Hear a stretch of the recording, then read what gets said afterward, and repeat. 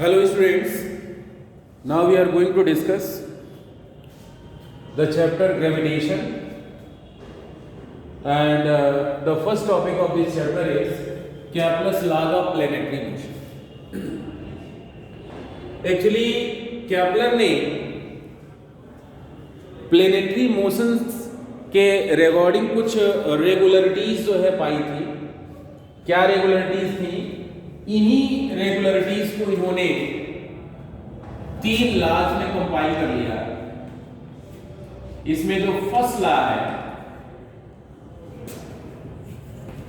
First law, इसको हम law of orbit कहते हैं। Law of orbit, law of orbits. According to the first law, all the planets revolve around sun in elliptical orbits. All the planets revolve around sun in elliptical orbits, having sun at one of the foci of the ellipse. ये sun है और ये planet का orbit है, planetary orbit. ये means जितने भी planets होते हैं सन के अराउंड एलिप्टिकल ऑर्बिट्स में रिवॉल्व करते हैं और सन इस एलिप्स के एक फोकस पे फिक्स्ड होता है, सिचुएटेड होता है। ये फर्स्ट लॉ है जिसे हम लॉ ऑफ ऑर्बिट कहते हैं। इस लॉ में ये है कि प्लैनेट की जो डिस्टेंस है सन से वो फिक्स्ड नहीं होती है, वो चेंज होती रहती है। सेकेंड लॉ क्या दिया गया है? सेकेंड लॉ, इसको हम लोग लॉ ऑफ एरियल स्पीड कहते हैं। लॉ ऑफ एरियल स्पीड और areal velocity, law of areal speed. इस लॉ के according the line joining planet to the sun, the line joining planet to the sun sweeps out equal areas in equal time interval. हम ये assume कर रहे हैं कि planet A to B move कर रहा है डेल्टा टी टाइम इंटरवल, और किसी टाइम में प्लेनेट C पे था, C टू D ये मूव कर रहा है इतने ही टाइम इंटरवल। तो ये जो एरिया स्वैप होगा, प्लेनेट और सन को ज्वाइन करने वाली जो लाइन है, जितनी एरिया स्वैप कर रही है, अगर ये एरिया डेल्टा ए एरिया है तो यह भी एरिया कितनी होगी? डेल्टा ए।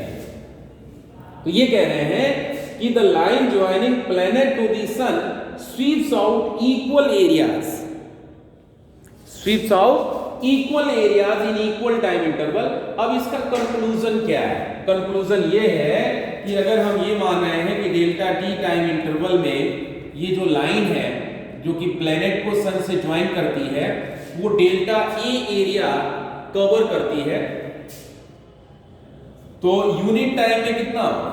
ये हो जाएगा delta A upon delta T. इसी को हम एरियल स्पीड कह रहे हैं और यह वैल्यू क्या होती है? कांस्टेंट होती है। This is constant. Areal speed of the planet remains constant. ये the line joining planet to the sun sweeps out equal areas in equal time interval। हमने ये कहा कि A to B delta T time interval में move कर रहा है, area swept होगा ASB, area ASB is equal to, अगर ये C to D भी डेल्टा टी टाइम इंटरवल में आ रहा है तो एरिया CSD, ये दोनों areas equal, areal speed constant होगी। अब इसको थोड़ा सा हम लोग एंगुलर मोमेंटम से रिलेट करने की कोशिश कर रहे हैं। इसको हम बता रहे हैं according to first law, all the planets revolve around sun in elliptical orbit having sun at one of the foci of the ellipse, and according to second law the line joining planet to the sun sweeps out equal areas in equal time interval. I am supposing this to be the major axis and that one is the minor axis, and here sun is at one of the foci of ellipse. ये sun focus पे, हम किसी time t पर ये assume कर रहे हैं कि प्लेनेट की पोजीशन P है और इसका जो पोलर कोऑर्डिनेट है वो r थीटा है। पोलर कोऑर्डिनेट r थीटा है, means this angle is theta and this distance is r। Radius vector उसका r है। dt टाइम इंटरवल के बाद ये q पॉइंट पे पहुंच गया। कितने टाइम इंटरवल के बाद? dt, यानी टाइम t प्लस dt पे इसकी पोजीशन q है। तो इस टाइम इंटरवल में कितना एरिया ये स्वैप करेगा? Area swap will be S P Q. हम ये मान ले रहे हैं कि ये जो एंगल है वो small angle D theta, this is the small angle D theta. तो area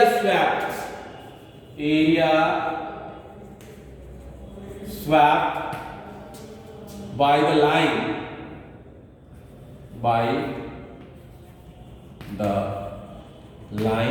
SP in time interval dt. This area will be, area is equal to 1 by 2 base into height. Base is SP and height is PQ, nearly PQ. क्योंकि time interval हमने जो है बहुत छोटा लिया हुआ है, तो हाइट को हम PQ ट्रेस कर सकते हैं, base into height. So this will be 1 by 2, base is r, and what about the height PQ? You know, angle is equal to arc upon radius. Arc is PQ and radius is r. So PQ is equal to r d theta. यहाँ पे हम place कर लेंगे r d theta and that can be written as 1 by 2 r square d theta. ये small area swapped है time interval dt.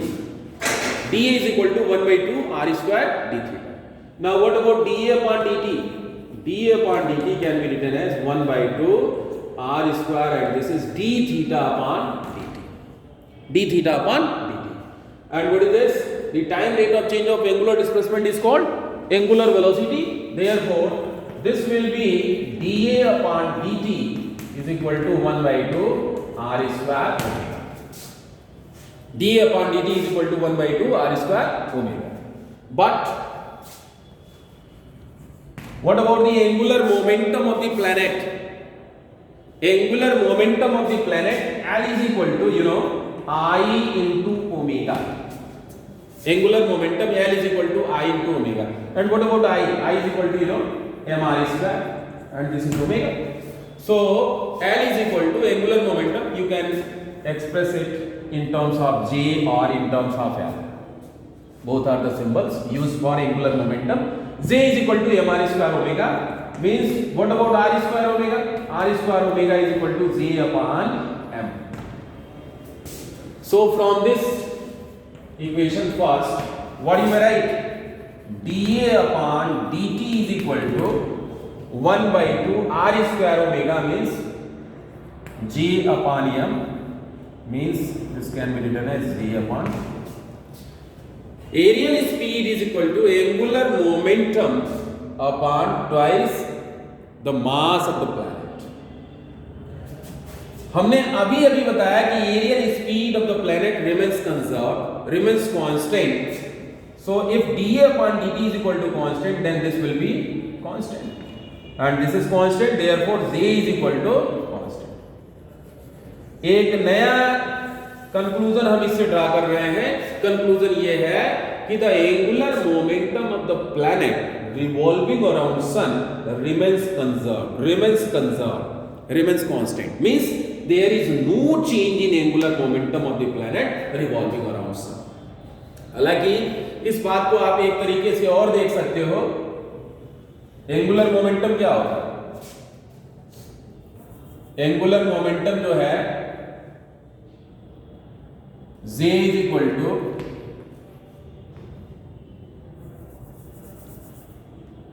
tau is equal to dl upon या dj upon dt होता है. The time rate of change of angular momentum is equal to external torque. Time rate of change of angular momentum is equal to the external torque acting on that body. अब यहां पे हम क्या देख रहे हैं? क्या टॉर्क लग रहा है क्या?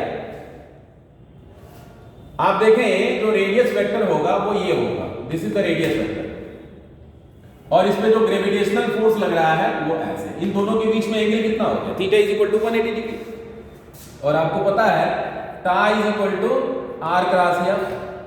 अगर इसका मैग्नीट्यूड हम फाइंड करें, मैग्नीट्यूड अगर हम फाइंड करें तो आर और एफ के बीच में जब 180 डिग्री है तो R F sine 180 degree that is equal to 0, यानी टॉर्क तो उस पर लग ही नहीं रहा है। तो जब टॉर्क नहीं लगेगा तो D J upon dt is equal to 0, और जब dj upon dt is equal to 0 होगा इसका मतलब j की वैल्यू कांस्टेंट होगी। तो ऐसे भी हम देख सकते हैं। Now come to third law. Areal speed constant रहने का एक और इसमें कनेक्शन हम देख सकते हैं। जब प्लेनेट सन से दूर होगा, आप देखें जब प्लेनेट यहां पे और जब प्लेनेट यहां, जब प्लेनेट सन से दूर होगा तो इसकी स्पीड कम होगी और यहां पे इसकी स्पीड ज्यादा। ऐसा क्यों होगा? क्योंकि आपने ये कहा कि areal speed of the planet revolving around sun remains constant. जब इसकी स्पीड बहुत ज्यादा होगी तो ये लंबी एरिया, बड़ी एरिया जो है कवर कर लेगा और यहाँ पे एरिया छोटी हो जाएगी, यानी हमारा लॉ फुलफिल नहीं होगा। तो यहाँ पे इसकी स्पीड कम होती है। इसको हम ऐसे भी समझ सकते हैं, एंगुलर मोमेंटम कांस्टेंट रहता है। एंगुलर मोमेंटम क्या होता है? Moment of linear momentum. तो यहाँ लीनियर मोमेंटम क्या होगा? छोटा होगा, और यहाँ लीनियर मोमेंटम बड़ा होगा। क्यों? क्योंकि ये डिस्टेंस छोटी है और ये डिस्टेंस बड़ी है। यानी जब भी प्लेनेट सन से दूर होता है और जब प्लेनेट सन के क्लोज आता है तो दूर से क्लोज आते समय, दूर से पास आते समय उसकी स्पीड बढ़ती है। Now go to third. इसको हम लॉ ऑफ टाइम पीरियड भी कहते हैं। This is called law of time period. According to this law, the square of time period of revolution of the planet, the square of time period of revolution of the planet is directly proportional to cube of the semi major axis of the elliptical orbit. ये major axis है और ये minor axis है। Semi major axis हमने ए ले लिया और semi minor axis हमने बी ले लिया। चलिए हम देखते हैं टाइम पीरियड को क्या लिख सकते हैं। Time is equal to actually distance upon speed होता है। यहां पे हम लिख ले रहे हैं area, area of elliptical orbit, elliptical area of the elliptical orbit divided by time is equal to distance upon speed होता है। तो स्पीड की जगह हम एरियल स्पीड लिखेंगे। एरिया ऑफ इलिप्टिकल ऑर्बिट कितना हो जाएगा? This will be pi A B, pi A B. और एरियल स्पीड क्या होगा? D upon D T. D upon D T हम पढ़ा चुके हैं। D A upon D T की वैल्यू होती है एल अपॉन 2m या जे अपॉन 2m। जे क्या है? एंगुलर मोमेंटम है। इसको हम लिखेंगे pi A B upon J upon 2m, 2 ऐसे लिखिए। अब स्क्वायर कर ले रहे हैं दोनों का। T square is equal to 4 pi square m square, दोनों साइड का स्क्वायर हमने किया है। T square is equal to 4 pi square m square a square b square, a square v square upon g square. लेकिन जो ellipse का semi latus rectum होता है l इज इक्वल टू होता है b square upon a। So what about b square? b square is equal to l a, b square is equal to l into a। l into a place करोगे तो ये result हो जाएगा t square is equal to 4 pi square m square a square and this is l a upon g। ये result हमको मिला। इसको हम क्या लिख सकते हैं? इसको लिख सकते हैं T square is equal to 4 pi square M square L a cube upon G square. 4 pi square M square L upon G square है। यहां से हमने क्या ले लिया? T square proportional to a cube, T square proportional to a cube. इसका मतलब square of time period of revolution is directly proportional to cube of the semi major axis of the ellipse। Elliptical orbit. इसमें सारी चीजें constant है, 4 pi square, mass of the planet, semi-lateral rectum, angular momentum, ये सारी चीजें constant है, यानी T square proportional to ए। ये क्लियरली इंडिकेट कर रहा है कि जितनी ही बड़ी इलिप्टिकल ऑर्बिट होगी, यानी सन जितना ही प्लैनेट जो है सन से जितना ही दूर होगा, उसका टाइम पीरियड ऑफ रिवॉल्यूशन उतना ही बड़ा, और जो प्लैनेट है वो सन से जितना ही क्लोज होगा, उसका टाइम पीरियड ऑफ रिवॉल्यूशन उतना ही कम होगा। यही वजह है कि मरकरी का जो टाइम पीरियड ऑफ रिवॉल्यूशन है